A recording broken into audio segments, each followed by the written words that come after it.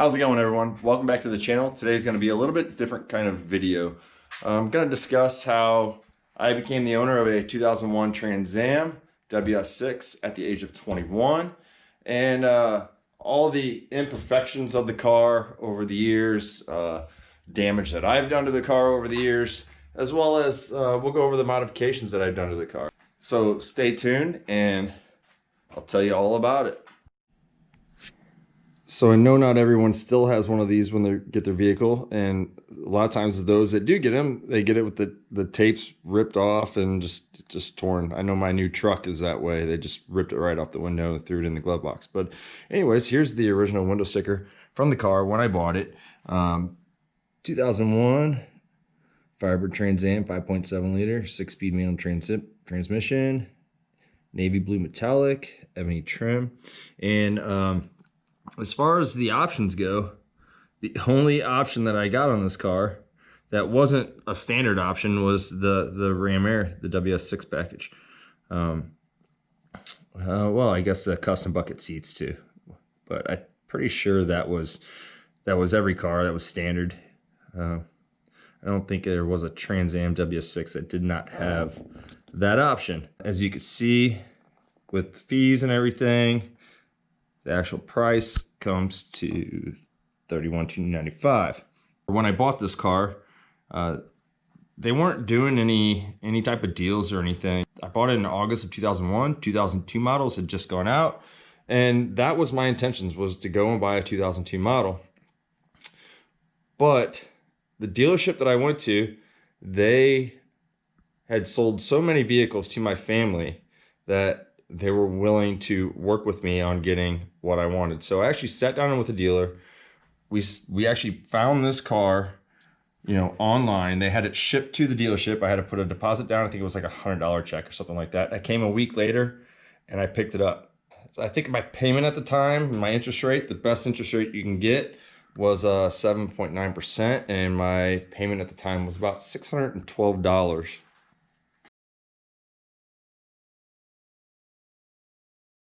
Before I go to the motor and start talking about the motor, I'll talk about some of the dumb mistakes that I've made in this car. Once I got stuck in a hailstorm, yeah, you live in the Midwest, it's gonna happen. Me not being the smart guy that I am at the time, I should have drove like 2 blocks up the road and pulled it into a car wash, and it probably would have saved me a little bit. But I did get an insurance payout, but I never got it fixed. Was still young, still needed the money, so hindsight's 2020. But thankfully, the only part that's on this car that's metal that's really going to get damaged is the corner panel. But there's a few dents on the quarter panels on both sides. Come over here, might be able to see these ones better. Yeah, you can kind of see. Not for sure if you could see it. There's one right here. Yeah, it's picking it up. And then there's another one right here. So there's a few dings in it from some hail. I almost forgot. I did get the windows tinted. I was probably about 21 years old when I got that done. And shortly after that, actually, I think it might have been the same day or the next day, but that actually led to the next injury to the car, which was this little battle wound right here. Kind of hard to see, don't really have any light on it, but my parents have one of those driveways that swoop around to the basement level, so it comes in from the road and then it curves downhill, and they have a nice big retaining wall there. And I was backing out of their driveway and I turned too sharp and right into the retaining wall. Took some paint off down to the plastic. So yeah, I mean, it happens. All right, so we'll need a light for this one here. This is a good one.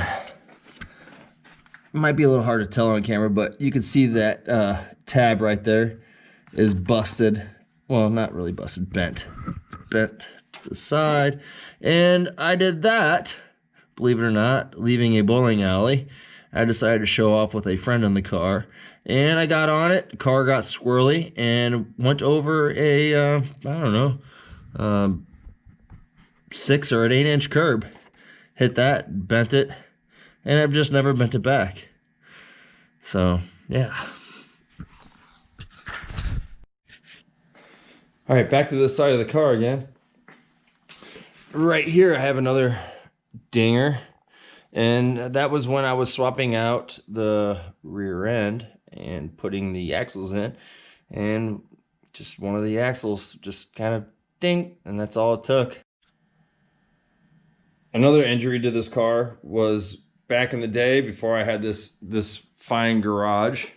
I had a carport on the side of the house that I used to store it under.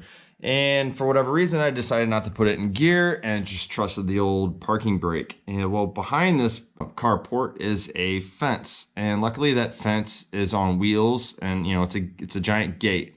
Well, the car ended up pushing through the fence because the parking brake failed, pushed through the fence, scratched that, rolled down in my backyard, hit a cinder block, and actually the cinder block came up and hit the bottom of the muffler, which stopped my car from rolling all the way down to the very back of the yard and into the fence and into the woods. Who knows what would have happened. But thankfully I had a cinder block sitting out in my yard.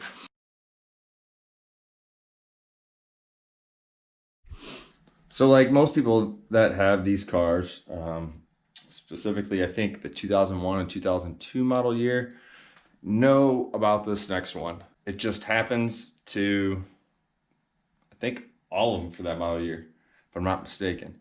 And the sun and the heat really does not help it, but it's the sail panel and all the bubbles in the sail panel and the glue that they used to install it and how it just eats away at this fiberglass and leaves little bubbles all the way around. So everywhere they put that glue has got a bubble. You could just see them all. So it goes all the way around the sail panel. Yeah, not too happy about that. Maybe one day we'll do a video on changing that out, Let's see the next one here. And this one here really kind of made me mad. I was not happy about this one because quite frankly, it didn't happen to maybe about a year ago. And a lot of cars that I see have it and mine just never did. And then it just showed up a year, like I said, about a year ago. I guess it is what it is at this point. But the next one is going to be the door panel crack.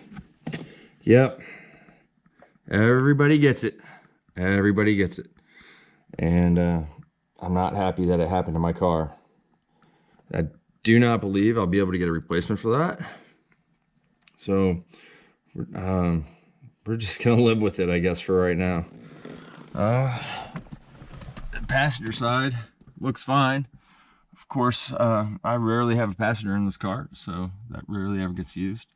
And you can see my window tint's coming up. I do need some new window tint, so maybe that'll be another video where I try to do my own tint job, and we'll see how it pays out for me. The window tint on the rear window, that's actually looking outstanding. That's held up for years now. That's held up, so I'm not touching that. I've heard that's one of the hardest windows to do, and since it still looks good, it's staying on there. All right. For these next two, we'll step back inside the car, and one of them is the switch right here to go forward, back, up and down with the front, and up and down with the back. Now, about 2 years ago, for whatever reason, this stopped working. However, it didn't matter to me because I never moved the seat. But when I go to get it inspected, the inspector wants to get in there and scoot it back, whatever they want to do, and it ended up not working for him. Actually, I think it did work for him, just I don't know what he did. But when I tried to get back in it to go back forward, put it where I like it, it wouldn't move for me. I had to sit there and kind of scoop my butt and get it to move. So we'll have to do some work on it because as you can see, it still doesn't want to. There was a little something.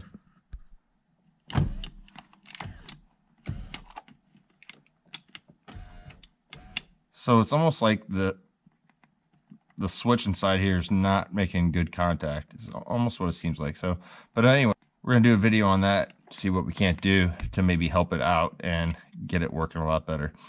All right, so I got the keys here because the next one involves the radio. I'll hop inside the car here and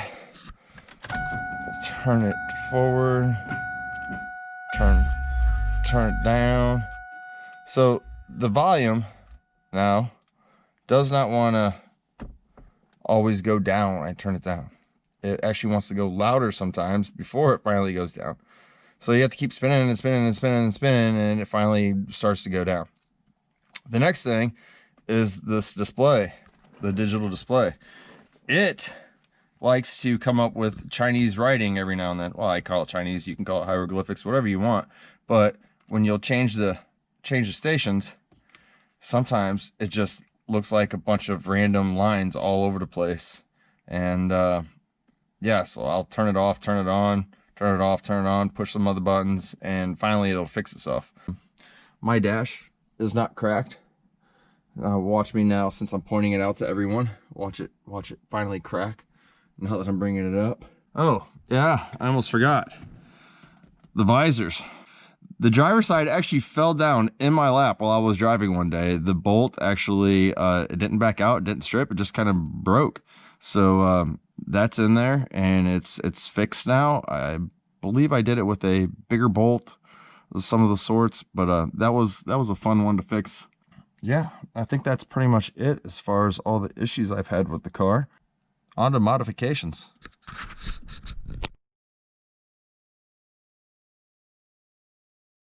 So just like everyone else that owns one of these cars, eventually you want to modify it.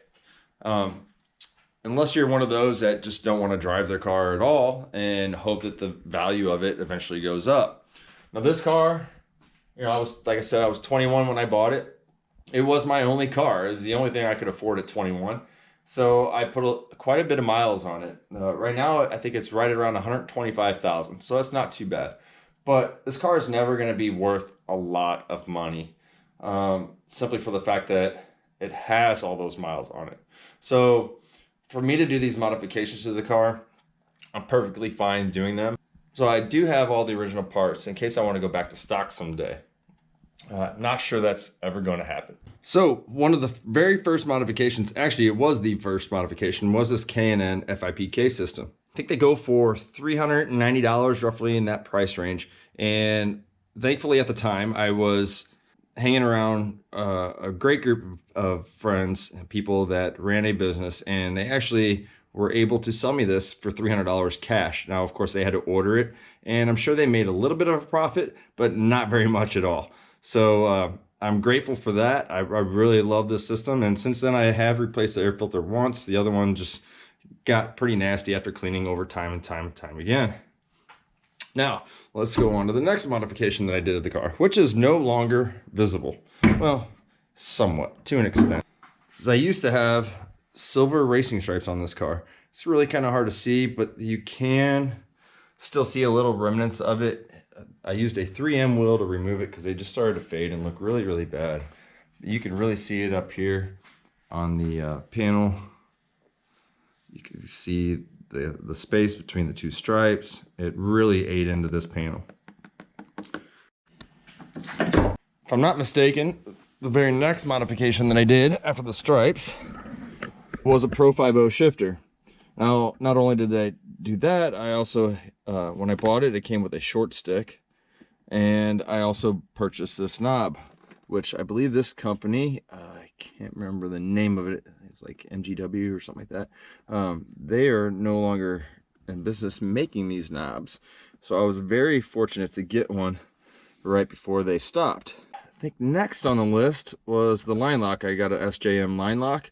So I think most everybody that's probably watching this video knows exactly what they do. You arm it here, you hold down the button. When you release the button, the front brakes disengage. So this is really helpful when doing a burnout, being able to sit still, so on and so forth.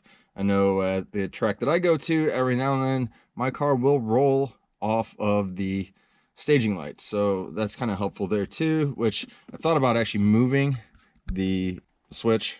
I thought about moving the switch up to here, so it's kind of like right in a position to where I can use it with my thumb and just let go momentarily right before the lights drop. All right, so what else we got? Oh yeah, I think it might be motor time. Let's move on to underneath the hood again. And so there's a line lock that I talked about, you know, just connects into your front ABS there. A lot of the stuff you can't see underneath here. I'm still running a stock intake manifold, stock throttle body, stock MAF. A lot of the stuff stock. So a lot of the stuff underneath here, you're not going to be able to see because of course it's all internally. But what you can see is what I've done recently, which are the PRC heads. So those are the 220 PRC heads. It does have a Texas Speed 233, 239 cam. And it does have all the supporting mods. It has LS7 lifters. It has comp cams trunnion bearings, Scott Harden push rods, LS2 timing chain, ported water pump, and other stuff, dual valve springs, all that stuff. When I first did all the modifications, I did put pace setter long tube headers on there. As you can see, I'm still running my EGR. I do have safety and emissions here, which the emissions I've gotten around, but on safety check, they do look for my EGR system. So I still have that on there. The exhaust on the car, it used to have pace setter long tubes through a Y through MagnaFlow exhaust. Currently, I'm still running the MagnaFlow exhaust, but I've recently upgraded, I think maybe 6 years ago, to Cook's 1 7/8 long tubes, stainless steel headers. So I'll never have to worry about them rusting out ever again. Like the old pace setters, they blew a weld while I was driving. That was nice and loud. All right, so it's starting to get a little chilly out here. Bear with me.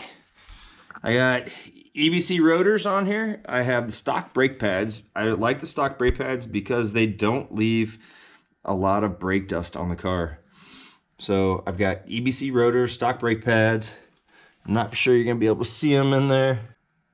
I got QA1 coilovers up front with 60-pound front springs. And on the rear, I also have QA1 drag shocks, but they are not a coilover. So underneath the car in the rear end, I have a Mosier 12 bolt with 410 gears and 33 spline axles. And it has a Mosier diff cover on it for, you know, easy change out. I do need to take it off and reseal it though. It looks like it's leaking. I wouldn't really call it leaking. I think we called that seepage in the military. I do have a UMI torque arm bar, and that's actually attached to the rear end, or to the transmission mount. And then I also have and I also have UMI control arm bars. And last but not least, some boxed subframe connectors. Overall, in the past 18 years of me owning this car, I'm very, very happy I purchased it. I don't think I ever had any buyer's remorse. I know that it was really, really tight trying to make the payments, especially being 21 years old when I first bought it. But I did have to refinance it a couple times. Once whenever I was married, we were trying to get the wife a new car, so we wanted to lower the payment on this one to make it easier for us to afford 2 car payments, a house payment, and all that stuff that goes along with it. And with new home ownership, and a few years later down the road, once we got divorced, I had to refinance it again because the last time I got it refinanced before that, they actually put her name on it. So I had to refi it again, get her name off of it. So as much of a good deal I got when I first bought the car, it kind of went out the window after 2 refis. So, but overall, I'm really, really happy that I purchased it, and I don't think that I'll ever get rid of it. I know it's not anything like special. It's not like a Lamborghini or a Ferrari or any type of, like, you know, limited edition vehicle or anything like that, but it does have a lot of blood, sweat, and tears, and it does have a lot of memories. So thanks for watching this video. I know it's probably not the typical video that you watch on YouTube, but you know, hopefully it gives you a little insight on the fun that I had in this car and the memories that I made with this car, and why it means so much to me and why I'll never get rid of it. So thanks for watching. If you like this video, don't forget to hit the subscribe button down below, as well as the like, and turn your notifications on for more videos.